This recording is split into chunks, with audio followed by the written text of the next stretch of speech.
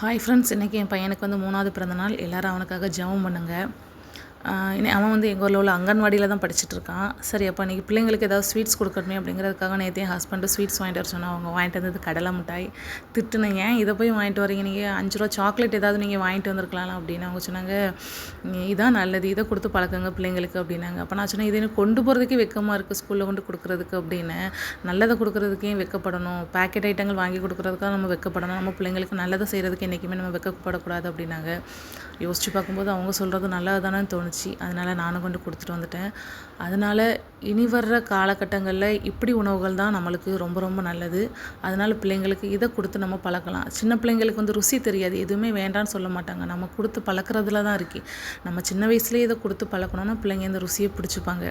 நம்ம சின்ன வயசுலேயே சாக்லேட் ஐட்டங்களை வாங்கி கொடுக்குறனால பிள்ளைங்களுக்கு இது பிடிக்காமல் போகுது. ஆனால் என் பையன் இது நல்லா சாப்பிடுவான். அதனால் இனி வர்ற தலைமுறைகளை நல்ல சத்தான உணவுகள் கொடுத்து நம்ம ஆரோக்கியமாக வாழ வைப்போம். பிடிச்சிருந்தால் லைக் பண்ணுங்கள், ஷேர் பண்ணுங்கள், சப்ஸ்கிரைப் பண்ணுங்கள். தேங்க்யூ.